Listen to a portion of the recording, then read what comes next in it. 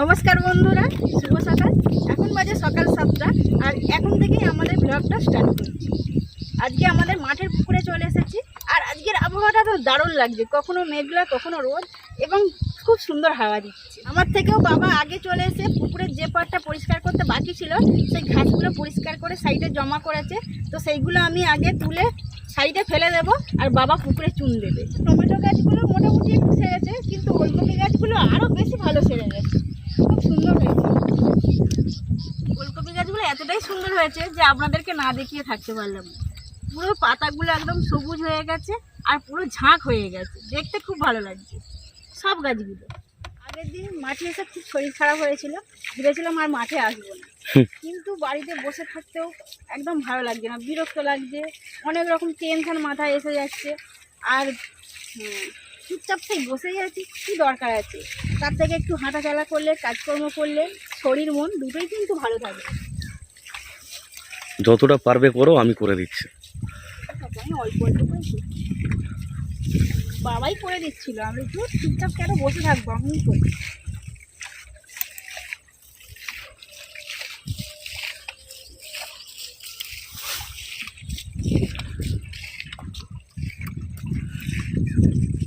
চারপাশে ঘাসগুলো পরিষ্কার করে দেওয়ার ফলে পুকুরটা খুব বড় লাগছে আর দেখতেও খুব ভালো লাগছে।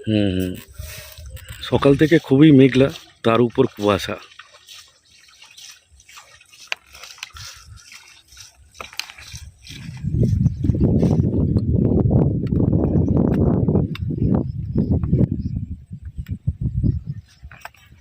বাবা চুন দেবে বলে একটা বড় ডেচকিতে করে ঢেলে নিচ্ছে।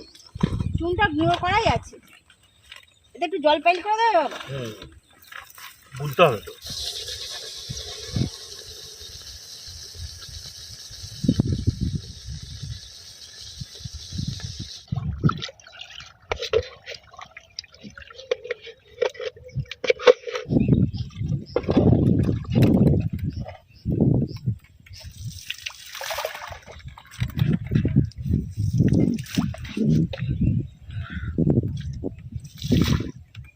আগুনের মতো গরম।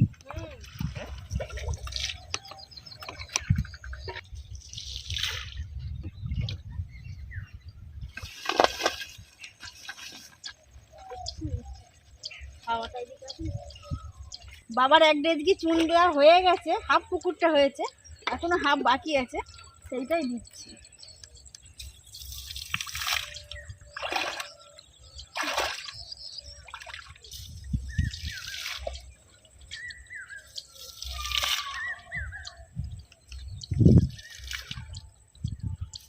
পুকুরে চুনটা দেওয়া হয়ে গেলে আমরা বাড়ি চলে যাব, কারণ গিয়ে স্নেহাকে স্কুলে পাঠাতে হবে, ও এখন টিউশন গেছে।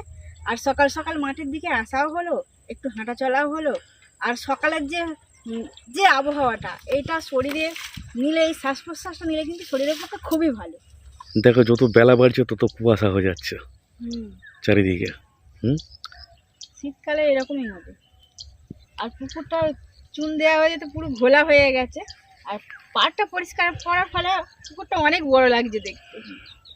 পুকুর তো বড়ই। হ্যাঁ বড় তো, কিন্তু ঘাস হয়ে ছোট লাগছিল দেখতে।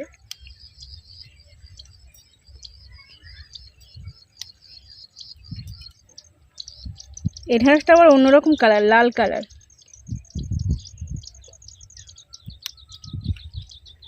রেড। শর্ট রেক হয়ে যাবে। এই পর্যন্ত চল। এটা হচ্ছে ধারে। হ্যাঁ, তার মানে বাবার থেকে অতটা জল বেশি ধারের দিকে, আর মাঝখানে হলে আরো কতটা জল হবে, আরো 2 কাঠ ধরো বেশি হবে। ওই যে কুঞ্চি বাড়িটা আছে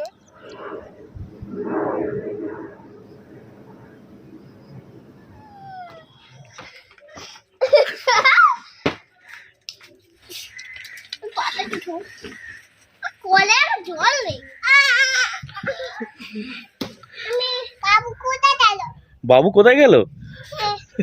ওই তো বাবু, বাবু ওই তো পিছনে। স্নেহাকে কোয়েল বলে বাবু। হ্যাঁ, कुछ नहीं कुछ नहीं कुछ नहीं।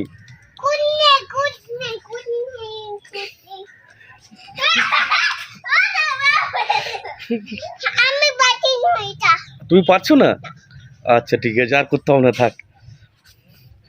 একটু নুনও খাবে তো? একটু নুন খাবো না। খাবে না? কি খাবে? আমি মতো খাবো। মটর খাবে? জনি টুয়ালি yes ex papa papa eating eating sugar no papa telling life no papa Udoa papa open your mouth কালকে কি পরীক্ষা আছে? কালকে বাংলা, বাংলা আছে।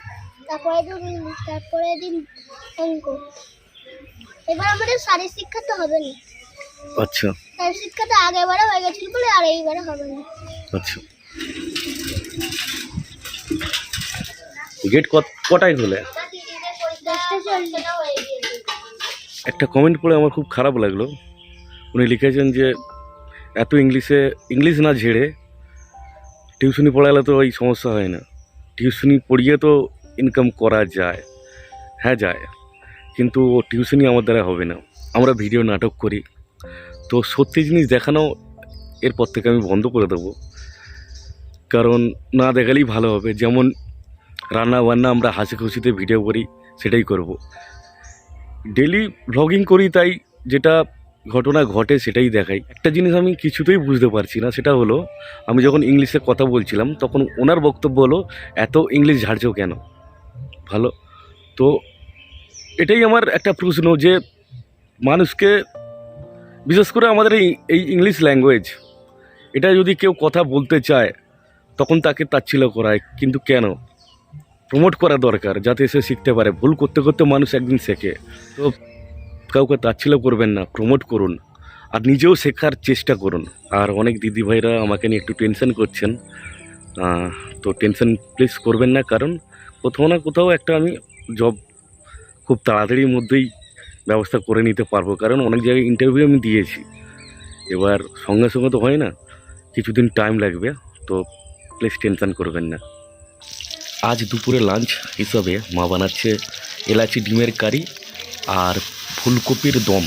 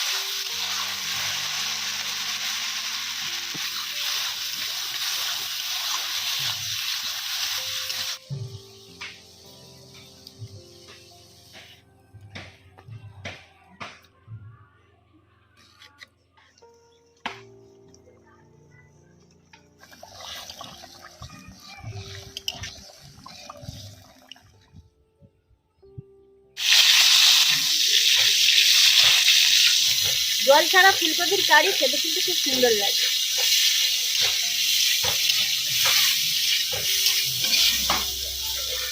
ফুলকপিগুলো ভাজা হয়ে গেছে, এবার একটা পাত্রের মধ্যে তুলে দেব।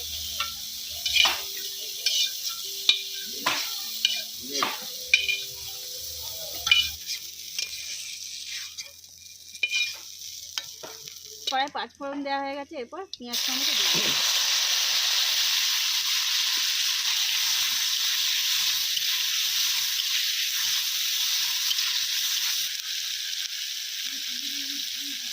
অল্প পরিমাণে লবণ এবং অল্প পরিমাণে হলুদ গুঁড়ো দিয়ে দেব।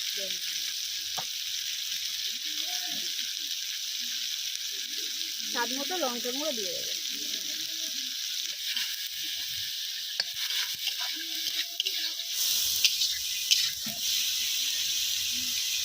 শীতকালে এখন নানা রকম সবজি উঠে গেছে, ফুলকপির রস তো ভালোই লাগে। এরপর ক্যাপসিকাম নিয়ে এসে একদিন ক্যাপসিকামের পকোড়া করবো। মশলা ভালোভাবে তৈরি হয়ে গেছে, এবার ফুলকপি যে ভেজে রাখা হয়েছিল এগুলো দিয়ে দেবো।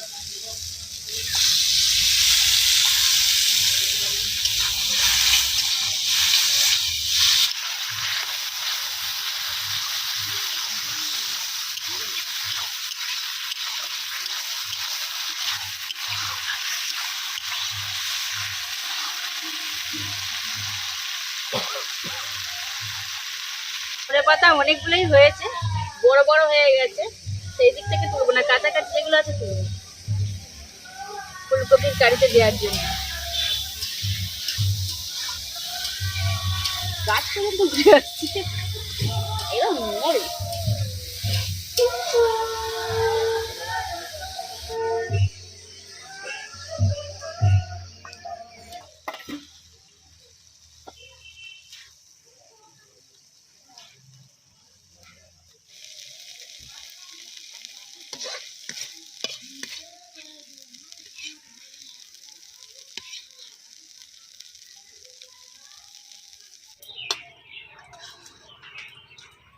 আর দিন গরম গরম ভাত খেতে বসে গেছি। আর আজকে যে আমাদের ভাতটা হয়েছে জিরা রাইস চালের ভাত, একদম ছোট্ট ছোট্ট সরু সরু। কেমন লাগছে গো জিরা রাইস চালের ভাত? খুব সুন্দর হয়েছে, ভাতও ভালো। এমনি চালের থেকে অনেকটাই সরু আর খেতেও ভালো লাগছে।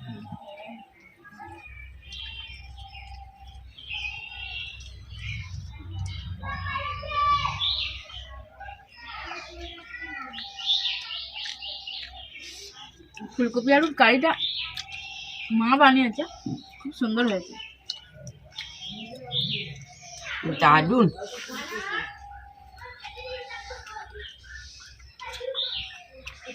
পুকুরটা সব পরিষ্কার করে দিয়েছো? সব পরিষ্কার হয়েছে। আর ইয়েটা পুকুর পরিষ্কার হয়েছে, পালং বাড়ি নোটে বাড়ি জল দিয়েছি, ঘাসগুলো দুজনে ফেলে দিয়েছি, বউ মারেনি। গাছগুলো একটু ইয়ে ভালো মতো এখন আমার হেভি লাগছে দেখতে, পুকুরটা বড় লাগছে, দেখতেও ভালো লাগছে। এবার যে চুনটা দেওয়া হয়েছে ওটা জলটাও ফিল্টার হয়ে যাবে, ভাতটা আমার খুব বেশ ভালো লেগেছে।